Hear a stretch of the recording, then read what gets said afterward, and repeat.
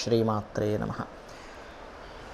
ఆ లలితాంబిక అమ్మవారి యొక్క అనుగ్రహం మీ అందరికీ కూడా పుష్కలంగా ఉండాలని మనస్ఫూర్తిగా కోరుకుంటూ, మనము ఉగాది మాసం నుంచి ప్రతి 4 నెలలకు ఒకసారి ఏం చెప్పుకుంటాం, ఉగాది నుంచి ఈ యొక్క కాందాయ ఫలం అనేటువంటిది ఉంటుంది పంచాంగంలో.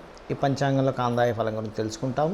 మరియు ఆ కాందాయ ఫలంలో ధనలాభం ఉందనుకోండి హ్యాపీ, సమంగా ఉన్నా కొంతవరకు హ్యాపీ. కానీ శూన్య ఫలములు ఉంటాయి, అందులో రోగ భయము, భీతి, హాని ఇట్లాంటివి ఉంటాయి. ఇలా ఉన్నప్పుడు దేని ద్వారా రాబోతుంది, ఆ యొక్క విషయాల్ని పరిపూర్ణంగా తొలగించుకోవడానికి అమ్మవారి నామం కానీ, చిన్నపాటి ఇంట్లో మీరు కూర్చొని చేసుకునే జపం కానీ, చిన్నపాటి దానం ద్వారా మీరు పరిపూర్ణంగా ఏ రకంగా మీరు ఆనందంగా ఉండగలుగుతారనేటువంటి విషయాన్ని ఒక్కొక్క నక్షత్ర పరంగా మనం తెలుసుకుందాం. మీనరాశిలో ఉండేటువంటి నక్షత్రాలు పూర్వాభాద్ర 4వ పాదము, ఉత్తరాభాద్ర, రేవతి. పూర్వాభాద్ర నక్షత్రం వారికి కాందాయ ఫలం పంచాంగంలో ఏం చెప్తున్నారు అని చెప్పి చూసుకున్నట్లయితే 2 అంటే సమఫలం ఉంది. మరి ఉత్తరాభాద్ర వారికి 5 సంఖ్య వచ్చిందంటే చక్కటి ధనలాభం చూపిస్తుంది. రేవతి నక్షత్రం వారికి శూన్య ఫలం చూపిస్తుంది. అంటే వీరికి ఇక్కడ కొంచెం ఆరోగ్య సంబంధించిన విషయంలో రేవతి వారు కూడా జాగ్రత్తగా, ఎటువంటి ఆరోగ్య సంబంధించిన సమస్యలు వచ్చే ఛాన్స్ ఉంది. ఒకటే అయితే ఇక్కడ ఒక విషయం మీరు బాగా అర్థం చేసుకోండి, మీ పర్సనల్ చార్ట్ జన్మజాతకంలో కనుక ఎటువంటి అనారోగ్య సూచనలు ఇచ్చేటువంటి దశ నడవటం లేదు, ఏమి టెన్షన్ పడక్కర్లేదు. అది ఎలా ఇస్తుందంటే ఫలితం, ఆ సమయంలో మీరు ఏదైనా హాస్పిటల్కి వెళ్ళి ఎవరైనా పరామర్శించడానికి వెళ్ళి వచ్చినట్టుగా ఆ రకంగా హాస్పిటలైజేషన్ ఇస్తుంది. ఎవరితోనైనా తోడుగా వెళ్ళవలసింది ఇస్తుంది, అంతేగాని వేరే రకంగా మీకు ఇబ్బంది ఇవ్వదు. గ్రహం గుర్తుపెట్టుకోండి. హాస్పిటలైజేషన్ వెళ్ళొస్తారు, వారితో పాటు వెళ్ళి మెడికల్ షాప్కి వెళ్ళొస్తారు, వారికి మందులు కొనిస్తారు, ఇలా ఇస్తుంది. ఇది మీ జన్మజాతకంలో లేనట్లయితే. అయితే ఈ గోచారంలో ఈ నక్షత్రాలకు సంబంధించింది ఉంది కాబట్టి ఇక్కడ మనం పూర్వభాద్ర వారికి మంచి సమఫలాలు ఉన్నాయని చెప్పి చూపిస్తుంది. అంటే సమంగా మీకు వచ్చినవి ఏదైతే ఎంత అవసరం ఉందో అంత ధనం సమకూరడం, అన్ని అవసరాలు తీరడం అనేటువంటిది ఉంది. ఉత్తరాభాద్ర నక్షత్రం వారికి కాస్త లాభదాయకంగా ఉందని చెప్పి చూపిస్తుంది. కాకపోతే రేవతి వారి ఇందాక నేను చెప్పినట్టుగా కొంచెం ఆరోగ్య విషయంలో, అందులో ముఖ్యంగా చర్మ వ్యాధులు, నర్వ్ రిలేటెడ్ ప్రాబ్లమ్స్ ఉన్నటువంటి వారు ఇటువంటి విషయాల్లో కొంత జాగ్రత్తగా ఉండండి. ఒక్కొక్కసారి రుణరోగ శత్రు స్థానాలని ఇది యాక్టివేట్ చేస్తుంది. కాబట్టి జీవిత భాగస్వామితోని, బంధువర్గంలోని, సామాజికంగా చేసేటువంటి కొన్ని యాక్టివిటీస్ విషయంలో కొంత జాగ్రత్తగా ఉంటూ, సహజంగానే రేవతి నక్షత్రం అనే కాదు మీన రాశి వారికి ఏలినాటి శని నడుస్తుంది. కాబట్టి మీరు ఇన్వెస్ట్మెంట్స్ చేసేటువంటి విషయాల పట్ల కాస్త జాగ్రత్తగా ఉండండి. ఈ సంవత్సరం అంతా కూడా కాస్త మీరు ఈ వివాహ నిర్ణయాలు, పార్ట్నర్స్ని చేర్చుకునేటువంటి విషయాల పట్ల కాస్త జాగ్రత్తగా ఉండండి. మరియు అదేవిధంగా మరొక విషయం ఏంటంటే, ఇక్కడ మీరు రాహు యొక్క ప్రభావం చూపిస్తుంది కాబట్టి కాస్త ఇమాజినేషన్, ఊహించుకోవడం, ఏం జరుగుతుందో ఏంటో అనేటువంటి ఈ యొక్క ఆలోచన సంబంధించిన విషయంలో తొందరపాటు నిర్ణయాలు తీసుకోకండి. ఎందుకంటే ఈ రాహు ఎప్పుడైతే రాశిలో సంచరిస్తుంటాడో ఇదేం చేస్తుందంటే కాస్త తొందరపాటు నిర్ణయాలని ఇస్తూ ఉంటుంది. కాబట్టి అనవసరమైన భయాలను ఇస్తూ ఉంటుంది. కాబట్టి దుర్గానామాన్ని, రాజరాజేశ్వరి అమ్మవారి యొక్క స్తోత్ర పఠనం చేయండి. కాందాయ ఫలాల్లో కాస్త మీనరాశి వారు మాత్రమే కొద్దిగా జాగ్రత్తగా ఉండాలి. అది కూడా నేను ఇందా చెప్పినట్టుగా చేసుకుంటూ అమ్మవారిని కనుక నమ్ముకొని మీరు ముందుకు వెళ్తున్నట్లయితే అన్ని విధాలా బాగుంటుంది. చాలామంది నన్ను అడుగుతున్న విషయం ఏంటంటే, ఏమండి మాకు జన్మజాతకం లేదు, నక్షత్రం తెలియదు, రాశి తెలియదు, మా వాళ్ళు రాశారు కానీ ఇక్కడ మిస్ అయిపోయింది, మేమేం చేసుకోవాలి? ఈ కాందాయ ఫలాలు తెలుసుకుందామంటే కనీసం నక్షత్రం, రాశి తెలుసుకుంటేనే కదా. అంటే శాస్త్రంలో ఇలాంటి విషయాలకి చాలా స్పష్టంగా కొన్ని విషయాలు చెప్పింది. ఏమిటది అంటే, నీకున్న సమస్య ఏమిటి, ఆ సమస్యకి నువ్వు పరిష్కారం ఏం చేసుకోవాలంటే సింపుల్. ఎలాగంటే ఇప్పుడు చూడండి, మనకి తలనొప్పి వచ్చింది, మెడికల్ షాప్కి వెళ్ళి బాబు తలనొప్పి ట్యాబ్లెట్ ఇవ్వంటే తలనొప్పి ట్యాబ్లెట్ ఇస్తాడు, వేసుకుంటే తగ్గుతుంది. అజీర్ణంగా ఉంది, ఈనో వేసుకుంటాం. లేకపోతే ఇంకోటి ఏదో ఇబ్బంది అంటే వైటమిన్స్ తగ్గాయి, రకరకాల ఇబ్బందులు ఉంటాయిగా. ఆ విషయం చెప్పంగానే ఆ మెడికల్ షాప్ అతను, ఆ డాక్టర్ గారు ఒకటి రాసిస్తారు. అన్నిటికీ మీ ఎక్స్రే రిపోర్ట్ అవసరం ఉండదు. మరి అలాంటప్పుడు ఈ నవగ్రహాలు ఏ విషయాల్లో ఏ చేసుకోవాలో చెప్తాను నేను మీకు, మీ సమస్యను బట్టి. ఇప్పుడు చూడండి, కొంతమందికి సంతానం కలగదు, లేకపోతే అధికారులతో బాగా ఇబ్బంది ఉంటుంది, లేనట్లయితే నేమ్ అండ్ ఫేమ్ డ్యామేజ్ అయిపోతున్నాయన్న బాధ ఉంటుంది. ఎలా అంటే, అయ్యో నేను ఏమీ ఇబ్బంది పెట్టకుండానే అవతల వ్యక్తికి ఇలా అయిపోతుంది ఏంటి నా పరిస్థితి అని.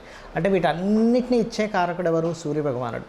అంటే మీరు ఒకవేళ ఆరోగ్యపరంగా ఇబ్బంది పడుతున్నా, లేకపోతే సంతాన సంబంధించిన ఇబ్బంది ఉన్నా, నేమ్ అండ్ ఫేమ్తో ఇబ్బంది వస్తున్నా, అధికారులతో ఇబ్బంది వస్తున్నా, మీరు చేయవలసింది ఏమిటి అంటే సింపుల్ లాజిక్ ఇక్కడ ఏమిటంటే, సూర్యభగవానుడి యొక్క బలం పెంచుకోవాలి. సూర్యబలం పెరగాలంటే మీరు చేయాల్సింది ఏమిటి?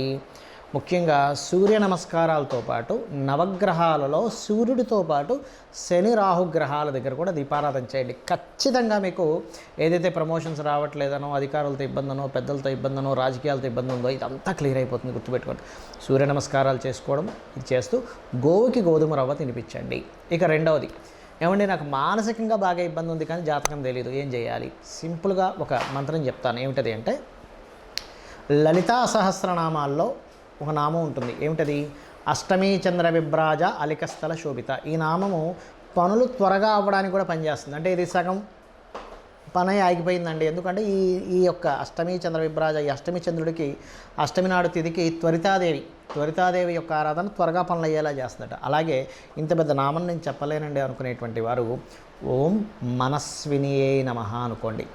పాలతో కానీ, తేనెతో కానీ, పెరుగుతో కానీ, చక్కెరతో కానీ, నీటితో కానీ బిల్వపత్రం వేసి మీరు కనుక శివునికి అభిషేకం చేశారా, అసలు మనసు ఎందుకు బాధపడాలి, నేను ఎందుకు బాధపడుతున్నాను, నాకేం అవసరం అనేటువంటిది ఒక ధీమా మీలో వచ్చేస్తుంది. చక్కగా మీరు అసలు ఎంతో హ్యాపీగా ఉంటారు ఈ పని కనుక మీరు చేయగలిగితే.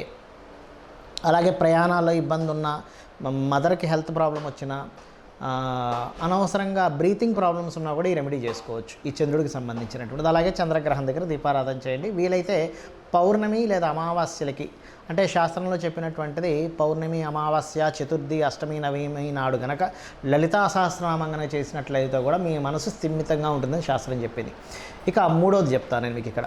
ఏమిటది అంటే కొంతమందికి చూడండి ప్రతిదీ గొడవ అయిపోతుంటుంది. అబ్బాయి ఏమిటండి అసలు మాట్లాడితే గొడవ అయిపోతుంది అంటూ ఉంటారు. అలా మాట్లాడితే మీకు గొడవ అవుతుందంటే లలితా సహస్రనామాల్లో అద్భుతమైన నామం ఉంటుంది. ఏమిటది అంటే ఓం కర్పూర వీటికామోద సమాకర్ష దిగంతర. ఈ నామం చేస్తే ఏమవుతుందంటే, ఈ నామానికి ఉన్న అర్థం ఏమిటి అంటే అమ్మవారు తాంబూల చర్వణం చేసుకుంటే ఆ కర్పూర, వీటిక ఇవన్నీ వేసుకున్నటువంటిది అమ్మవారు తీసుకుంటే లోకాలన్నిటికీ సువాసన వచ్చిందట. అందరూ దేవతలు, గంధర్వులు అందరూ అనుకున్నారట, అబ్బా ఏమిటి సువాసన ఎక్కడి నుంచి వస్తుందని. అంటే ఏమిటి, అలా అమ్మవారి యొక్క నోటి నుంచి వచ్చినటువంటి ఆ తాంబూల చరణం వల్ల వచ్చినటువంటి ఆ యొక్క సువాసన అందరంత మంత్రముగ్ధులుగా ఎంత అద్భుతంగా ఉందన్నారో మీ యొక్క వాక్కు నుంచి అలా అనుకుంటారు. అంటే ఏమిటి, మీరు మాట్లాడేటప్పుడు గొడవలో బాబా ఇంత చక్కని మాట చెప్పింది ఈవిడ, లేకపోతే ఇతను ఎంత చక్కని మాట చెప్పారు అనుకుంటారు. అలాగే ఆ మంత్రం చేసుకుంటూ గొడవలు తగ్గడానికి కుజుడి దగ్గర, శని దగ్గర, రాహు దగ్గర దీపారాధన చేసి, వీలైతే బుధగ్రహం దగ్గర కూడా దీపారాధన చేసి విష్ణు సహస్రనామాలు వింటూ ఉండండి. చక్కగా మీకు గొడవలు అనేవి తగ్గుతాయి. రిలేషన్స్ అవేవి చాలా చక్కగా ప్రతిష్టంగా పెరుగుతాయి. అదే విధంగా ఇక బుధగ్రహ సంబంధించినటువంటి, అంటే కొంతమందికి చూడండి నర్వ్ రిలేటెడ్ ప్రాబ్లమ్స్ ఉంటాయి, లేనట్లయితే వ్యాపారాల్లో కలిసి రాదు, లేదా అప్పులు అయిపోతూ ఉంటాయి. ముఖ్యంగా బుధగ్రహం కనుక బాగోలేడు అనుకోండి మన జన్మజాతకంలో ఏదైనా అప్పులు అయిపోతూ ఉంటాయి. అరే ఏది ముట్టుకున్నా అప్పు అయిపోతుందండి, ఏమిటో నాకు అర్థం కావట్లేదు, ఈ అప్పుల సుడిగండం నుంచి ఎలా బయటికి రావాలో అర్థం కావట్లేదు అంటూ ఉంటారు. అటువంటి వారికి ఒక చక్కటి నామం చెప్పింది శాస్త్రంలో. ఏమిటది అంటే ఓం అపర్ణాయే నమః. చాలా సింపుల్, చాలా త్వరగా పనిచేస్తుంది కూడా. ఎందుకంటే ఈ అపర్ణ అనే నామము లలితా సహస్రనామాల్లో అమ్మవారు శివుని కోసం ప్రార్థన చేస్తూ పర్ణములు కూడా విడిచిపెట్టింది. అంటే కనీసం ఎండిన ఆకును కూడా తీసుకోలేదట అమ్మవారు. ఆకుకి కారకుడు బుధుడు. ఎండిన ఆకంటే ఏమిటి అంటే ఏమిటంటే మీకు ఇంకా అప్పు అనేటువంటిది మీ జోలికి రాకుండా చేస్తుంది. అంటే అప్పు చేసే పరిస్థితి రాకుండా అయిపోతుంది. అప్పు ఇచ్చి ఇబ్బంది పడేటువంటి రాకుండా పరిస్థితి చేస్తుంది అమ్మవారు. దీంతోపాటు కొంచెం ఫైనాన్షియల్ గ్రోత్ పెరుగుతానే కదా అప్పులు పెరుగుతాయి, అప్పులు తగ్గుతాయి. అందుకని ఏం చేస్తారు, ఓం సంపత్కరీ సమారూఢ సింధుర వ్రజ సేవితాయి నమః చేసుకోండి, అన్ని విధాలు బాగుంటుంది. అదేవిధంగా ఇప్పుడు చూడండి కొంతమందికి సంతానం కలగదు, అప్పుడు దత్తాత్రేయుడు ఆరాధన చేయండి. గురుగ్రహం దగ్గర, శని రాహుగ్రహాల దగ్గర దీపారాధన చేయండి. అదేవిధంగా ఓం దిగంబర శ్రీపాదవల్లభ దిగంబరాయై నమః అనే నామస్మరణ చేయండి. ఖచ్చితంగా సంతాన అభివృద్ధి, గురువుల నుంచి వచ్చేటువంటి ప్రోత్సాహము, బ్యాంక్స్ నుంచి వచ్చేటువంటి ప్రోత్సాహము. మీరు దత్తాత్రేయుడు ఆరాధన ఏమిటంటే సృష్టి స్థితి లయకారకులైనటువంటి బ్రహ్మ విష్ణు మహేశ్వరుల యొక్క స్వరూపం. కాబట్టి మీకేమవుతుంది, ఏదైతే నేనేది ప్రారంభించలేకపోతున్నాను, నేనేది నడపలేకపోతున్నాను, నాకేది కంప్లీట్ అవ్వట్లేదు అనుకునేటువంటి ఆ యొక్క కర్మ ఏదైతే ఉందో ఆ కర్మ తొలగిపోతుంది. ఇక కొంతమందికి వివాహ సంబంధించిన విషయంలో దోషం ఉంటుంది. ఏమిటోనండి జాతకం బాగాలేదు అంటున్నారు, లేకపోతే జాతకం సంబంధించింది మాకు అర్థం కావట్లేదు, ఏం చేయాలో అర్థం కావట్లేదు. చాలా సింపుల్, శుక్ర కేతు గ్రహాల దగ్గర దీపారాధన చేస్తూ, వీలైతే శని గ్రహం దగ్గర కూడా దీపారాధన చేసి, మీకు స్త్రీలైతే శని రాహు దగ్గర కూడా దీపారాధన చేయండి కుజుడితో పాటు. పురుషులైతే శుక్రుడు, శని, కేతువు. స్త్రీలైతే కుజుడు, కేతువు, రాహు, శని కూడా. ఈ గ్రహాల దగ్గర దీపారాధన చేసి చక్కగా లలితా సహస్రనామాల్లో ఓం కామేశబద్ధ మాంగళ్య సూత్ర శోభిత కందరాయై నమః ఈ నామం చేసుకోండి చాలు. అమ్మవారు మీరు చేసే ప్రయత్నం, ఇంతకాలం చేసిన ప్రయత్నం ఒకటి, ఈ నామం చదువుకుంటూ చేసే ప్రయత్నం ఒకటి గుర్తుపెట్టుకోండి, ఖచ్చితంగా ఫలితం ఉంటుంది.